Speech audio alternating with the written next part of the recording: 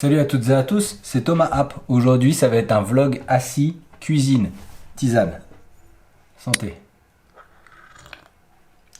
On est samedi et je dois vous dire que la semaine a été assez chargée depuis le tournage avec le collectif Frénétique, donc je suis KO. Et aujourd'hui, j'ai passé l'essentiel de ma journée à faire du montage et j'avais pas l'énergie de vlogger.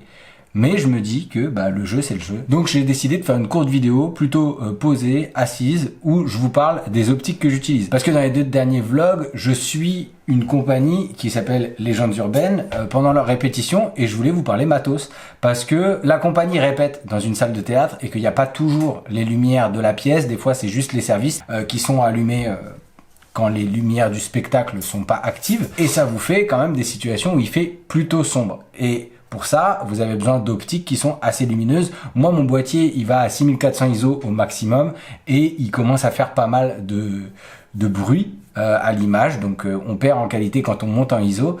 Et parfois, il fait tellement sombre qu'il faut que mes optiques soient ouvertes au max.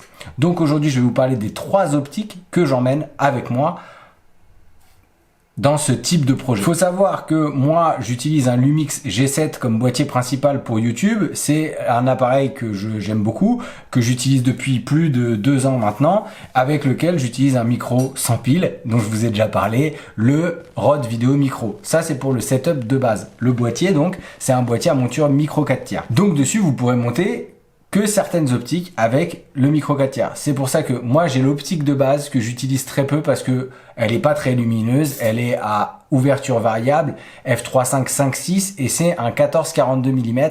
C'est vraiment pas une très bonne optique, c'est une optique qui est pratique pour la journée, qui est pratique pour YouTube, mais pour ce type de mission, c'est pas adapté.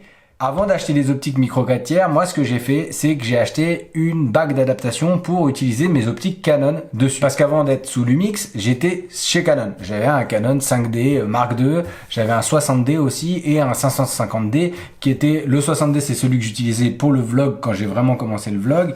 Et le 5D, c'était mon boîtier principal sur lequel je faisais tout ce que je voulais en photo. Et même parfois en vidéo, j'ai tourné des courts-métrages avec ce boîtier-là. Donc au moment où j'étais chez Canon, je pensais que je resterais chez Canon tout le temps. Et j'avais acheté des optiques, notamment un 16-35 mm série L, qui a ouverture constante f2.8 et qui est de très bonne qualité, qui m'avait coûté un peu cher à l'époque, même s'il était d'occasion, mais que j'ai conservé et ce serait dommage de ne pas l'utiliser. C'est pour ça que j'ai acheté une bague d'adaptation EF vers micro 4 tiers qui a une connectique électronique qui nous permet donc de contrôler le diaph directement depuis les touches du boîtier. Parce qu'il y a certaines bagues d'adaptation qui n'ont pas de connectique électronique et du coup c'est un diaph coulissant. D'un côté vous avez le côté EF pour brancher votre optique Canon et de l'autre côté vous avez la monture micro 4 tiers. Et donc les petites connectiques qui est ici, c'est par ces connectiques là que votre optique communique avec votre boîtier, donc vous pouvez gérer l'autofocus et le diaph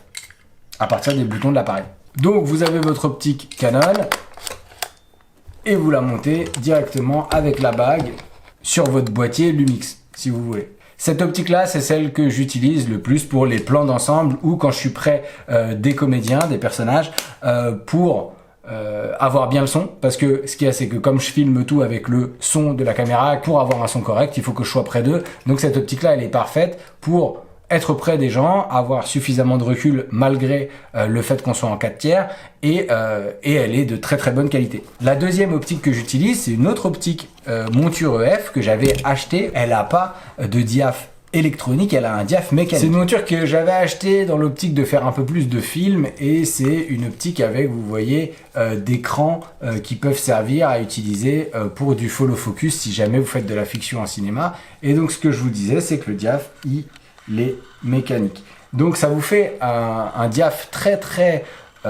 doux parce que quand vous ouvrez vous n'avez pas de marque de cran comme il peut y avoir sur certains diaphs électroniques. Donc ça c'est un Samyang 85 f1.5 maximum. Donc c'est une optique qui est très lumineuse et que j'aime beaucoup pour faire des plans de coupe, des gens qui écoutent quand il y a des conversations. Il y a plein de gens qui vous diront ouvrez pas au max quand vous faites de la vidéo, c'est galère et tout. Moi, j'arrive à faire la mise au point dans ces situations-là, donc j'ouvre au max.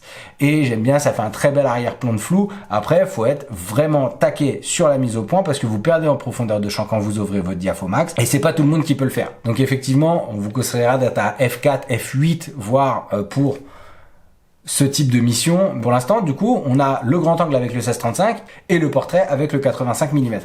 Et la dernière optique que j'utilise, que j'ai eu très récemment, c'est une monture 4 tiers déjà, mais comme l'optique Samyang, c'est une optique qui n'est pas électronique. Donc vous n'avez pas d'autofocus dessus et vous n'avez pas de contrôle du diaph électroniquement parlant. Moi, ça me gêne pas parce que venant de la photo, j'arrive à gérer les deux, j'ai pas besoin de mon autofocus, j'utilise jamais l'autofocus du Lumix, donc je fais le point manuellement et je fais mon diaph de manière manuelle aussi. C'est une optique de chez 7 Artisan et c'est une optique 25 mm f1.8 qui est très très belle et elle est vraiment cool pour pareil des plans d'ensemble où j'ai besoin de plus de luminosité qu'avec le 16-35.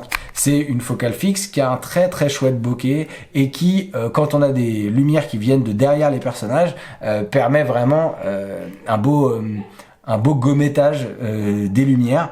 Et c'est une optique que j'aime beaucoup, elle est très discrète, elle est très légère comparée au 16-35 qui au bout d'un moment commence à être un peu lourd à transporter. Celle-là, c'est l'optique que j'utilise un peu moins souvent, mais que j'utilise quand même et que je pense à sa place dans ma valette à optique pour ce genre de mission. Voilà, c'est tout pour aujourd'hui. J'espère que ce petit inventaire vous a intéressé. Si c'est le cas, cliquez sur j'aime ou partagez cette vidéo. Dites-moi quelles sont les optiques que vous emmèneriez si vous faisiez de la vidéo dans ce type de reportage. Ça m'intéresse parce que j'hésite par exemple à prendre un 24-70 de chez Canon ou même quel type de focale vous me conseillez pour les missions un peu en basse lumière. Abonnez-vous à cette chaîne si vous voulez voir d'autres vidéos de ce style ou si vous voulez découvrir mes autres projets. Soutenez cette chaîne sur Tipeee. Ce sont vos soutiens qui me permettent de ne pas être dépendant des marques et de la monétisation YouTube. Je tiens à remercier chaleureusement toutes les personnes qui me soutiennent déjà. Si vous avez des questions, laissez-les en commentaire ou envoyez-moi un DM sur Instagram ou sur Twitter. D'ici la prochaine vidéo, portez-vous bien. Allez, ciao!